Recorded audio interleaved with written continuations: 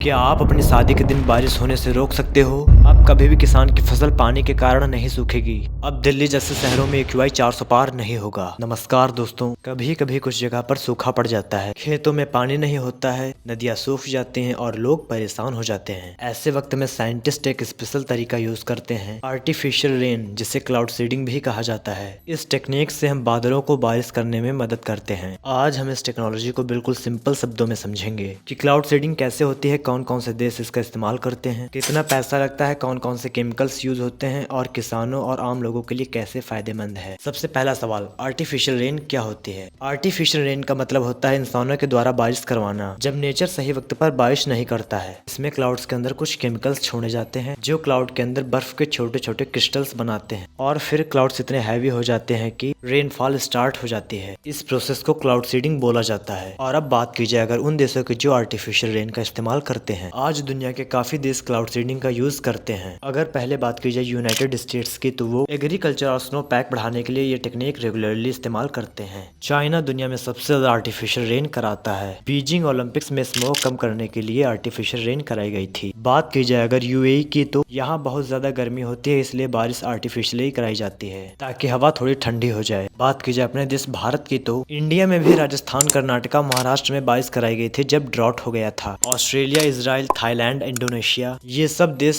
Farming और drinking water के लिए क्लाउड सीडिंग का यूज करते हैं। अब बात की जाए कि आर्टिफिशियल रेन में कौन कौन से केमिकल्स यूज होते हैं। क्लाउड्स के अंदर मोस्टली 3 टाइप के पार्टिकल्स छोड़े जाते हैं। पहला सिल्वर आयोडाइड सबसे ज्यादा इस्तेमाल होता है। ये क्लाउड्स के अंदर बर्फ जैसे क्रिस्टल्स बनाता है। दूसरा है सोडियम क्लोराइड, इससे क्लाउड्स में मॉइस्चर अट्रैक्ट होता है और ड्रॉपलेट्स मोटे हो जाते हैं। तीसरा है ड्राई आइस, ये टेम्परेचर इंस्टेंटली कम करता है और क्लाउड्स को कंडेंस करवाता है। ये केमिकल्स कंट्रोल्ड अमाउंट में स्प्रे किए जाते हैं। अब बात करते हैं क्लाउड सीडिंग के प्रोसेस की step by step. Artificial rain का प्रोसेस बहुत सिंपल लगता है लेकिन काफी साइंटिफिक होता है। स्टेप 1, क्लाउड सीडिंग का सिलेक्शन।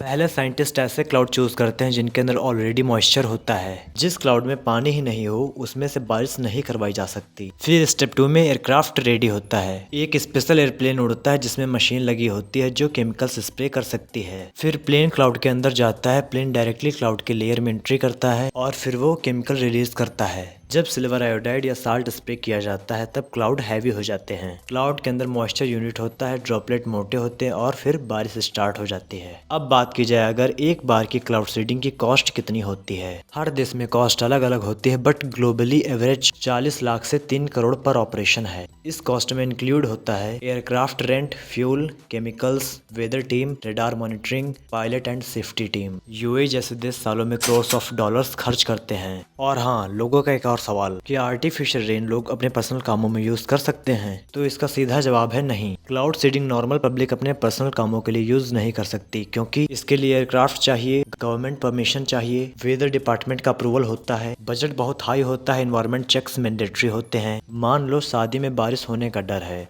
इसके लिए आर्टिफिशियल रेन नहीं करवाई जा सकती, लेकिन वेदर एक्सपर्ट शादी वाले एरिया में क्लाउड मूवमेंट प्रिडिक्ट करके रिस्क जरूर कम कर सकते हैं। और अब बात की जाए अगर किसानों के फायदे की, आर्टिफिशियल रेन फार्मिंग में सबसे ज्यादा हेल्पफुल होती है। सूखे के टाइम पर फसलों को बचा लेती है। जब 1-2 साल बारिश ना हो तो क्लाउड सीडिंग की मदद से पानी मिल जाता है। ट्यूबवेल्स और तालाब का पानी रिचार्ज होता है जिससे फसल की पैदावार बढ़ जाती है। फ्रूट्स, वेजिटेबल और ग्रेन्स को टाइमली वाटर मिलता है। फॉरेस्ट फायर्स को कंट्रोल करने में भी यूज होता है। ऐसे देश जहां बारिश कम होती है जैसे इजराइल, यूएई, वहां फार्मिंग क्लाउड सीडिंग की वजह से सेफ हो जाती है। एक और सवाल जो लोगों के मन में आता है कि क्लाउड सीडिंग से क्या क्या कंट्रोल हो सकता है। बारिश इंक्रीज की जा सकती है, हवा की क्वालिटी इंप्रूव होती है, डस्ट सेटल होता है, स्मोक कम होता है, ड्रॉट रीजन में पानी बढ़ता है। चाइना ने स्मोक कम करने के लिए काफी बार आर्टिफिशियल रेन कराई है। हाँ, एक और बड़ी बात, आर्टिफिशियल रेन 100% सेफ नहीं होती। कभी कभी क्लाउड्स अपोजिट डायरेक्शन में चले जाते हैं। हैवी रेनफॉल अनवांटेड फ्लूड ला सकता है। केमिकल्स हाई अमाउंट में हार्मफुल हो सकते हैं। वेदर पैटर्न डिस्टर्ब हो सकता है, इसलिए गवर्नमेंट इसे केयरफुली प्लान करती है।